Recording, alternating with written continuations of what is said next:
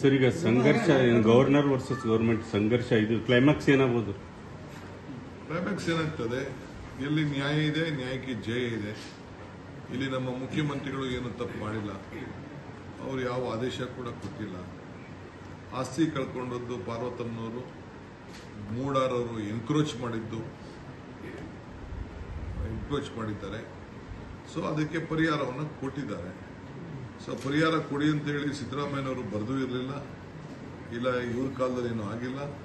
BJP ಕಾಲದಲ್ಲಿ ಕೊಟ್ಟಿದ್ದಾರೆ, ಒಂದಷ್ಟು 50% ಏನೋ ಕೊಟ್ಟು, ಅದು ಏನು 50% ಲ್ಯಾಂಡ್ ಅಲ್ಲ, ಡೆವಲಪ್ಡ್ ಏರಿಯಾ ಅಂತ 50% ಕೊಟ್ಟಿದ್ದಾರೆ. ತಪ್ಪೇ ಮಾಡಿಲ್ಲ ಅಂತ ಯಾಕೆ ಹೆದರ್ತಿದ್ದಾರೆ? ತನಿಖೆ ಆಗಲಿ ಅಂತ ಯಾರು ಹೆದರ್ತಾ ಇರೋದು? ಸಿಎಂ ಇವರು ಸೆಟ್ರ್ ಹೇಳ್ತಾರೆ, ತನಿಖೆ ತಪ್ಪೇ ಮಾಡಿಲ್ಲ. ಶತ್ರುಗೆ ಎದಕ್ಕೆ ಇರಬೇಕು, ಒಂದು ಪ್ರೊಸೀಜರ್ ಇದೆ. ತನಿಖೆ ಚೀಫ್ ಮಿನಿಸ್ಟ್ರೇ ತನಿಖೆಗೆ ಆದೇಶ ಮಾಡಿದ್ದಾರೆ, IAS ಆಫೀಸರ್ಸು ಮಾಡಿದ್ದಾರೆ, ಕಮಿಷನ್ ಮುಂದೆನೂ ಆದೇಶ ಕೊಟ್ಟಿದ್ದಾರೆ. ಇವ್ರು ಹೋಗಿ ಇಲ್ಲೇನೇನು ಹೇಳ್ತಾರೆ ಅದನ್ನೆಲ್ಲ ಹೋಗಲ್ಲಿ ಕೊಡ್ಲಿ ಕಮಿಷನ್ ಮುಂದೆ.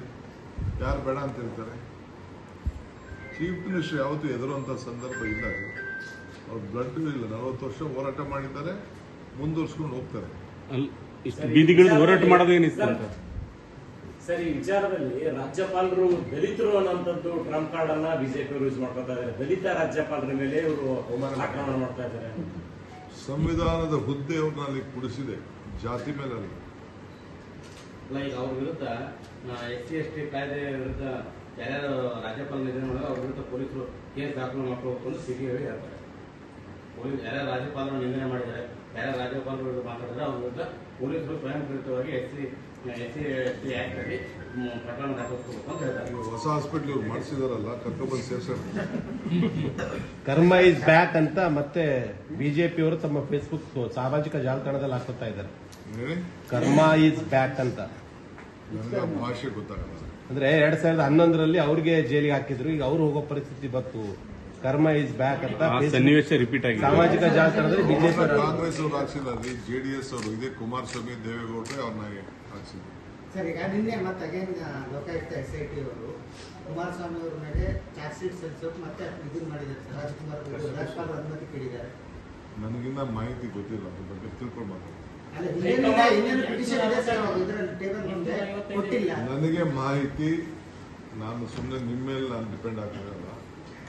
ಕಣ್ಣಲ್ಲಿ ನೋಡಬೇಕು. ಬೇಕಾದ್ರೆ ಈ ಹೋಗಿನ ಮುಂಚಿದಲ್ಲಿ ಏನಾದ್ರು ದಾಖಲೆ ಕೊಡಿ, ನೋಡ್ಕೊಂಡು ಸಭೆ ಮುಗಿದ ತಕ್ಷಣ ಸಿಎಂ ದೆಹಲಿ ವಿಸಿಟ್ ನೋಡ್ರಿ, ನಾವು ಮಾತಾಡ್ಕೊಂಡಿದ್ದೀವಿ.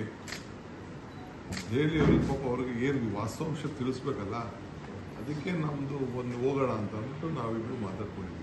ಈ ವಿಚಾರದಲ್ಲಿ ಹೈಕಮಾಂಡ್ ಸಿದ್ದರಾಮಯ್ಯ ಅವರನ್ನ ಸಂಪೂರ್ಣ ಬೆಂಬಲ ಮಾಡಬೇಕು ಅಂತ ಸತೀಶ್ ಜಾರಕಿಹೊಳಿ ಅವರು. ಇಡೀ ಪಕ್ಷ ರೀ, ಮಲ್ಲಿಕಾರ್ಜುನ್ ಖರ್ಗೆ ಅವರಿಂದ ಹಿಡಿದು ರಾಹುಲ್ ಗಾಂಧಿಯಿಂದ ಹಿಡಿದು ಎಲ್ಲರೂ ಕೂಡ ನಾವು ಅವ್ರ ಪರವಾಗಿ ನಿಂತಿದ್ದೀವಿ. 5 ವರ್ಷ ಅವರೇ ಸಿಎಂ ಅಲ್ಲ, ನಿಂತಿದ್ದೀವಿ ಅಂತ ಹೇಳ್ತಾ ಇದ್ದೀವಿ. 10 ವರ್ಷ ನಮ್ಮ ಸರ್ಕಾರ.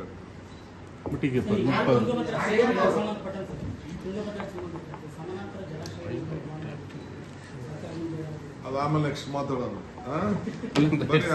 ರಾಜೀವ್ ಗಾಂಧಿ ಕಾರ್ಯಕ್ರಮದಲ್ಲಿ ಈಗ ಒಂದು ಕನ್ಫ್ಯೂಷನ್ ಸರ್, ಈಗ ಪರಮೇಶ್ವರ್ ಅವರು ಫಾರಿನ್ ಟೂರ್ ಹೋಗಿದ್ದು, ಅದು ಏನ್ ಹಿಂದೆ? ನಾನು ಹೋಗ್ತಾ ಇದ್ದೀನಿ.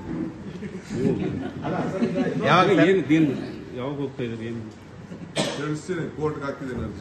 ಸಿಎಂ ಅವರು ಡೆಲ್ಲಿಗೆ ಹೋಗ್ತಾ ಇರೋದು, ನಾನ್ ಬಿಜೆಪಿ ಸ್ಟೇಟ್ಸ್ ಏನಿದೆ ಆ ಗೌರ್ಮೆಂಟ್ಗಳನ್ನೆಲ್ಲ ಒಂದ್ ಮಾಡಬೇಕು, ಸೆಂಟ್ರಲ್ ವಿರುದ್ಧ ಹೋರಾಟ ಮಾಡಬೇಕು ಅನ್ನೋ ಪ್ಲಾನ್ ಮಾಡ್ತಿದೆ.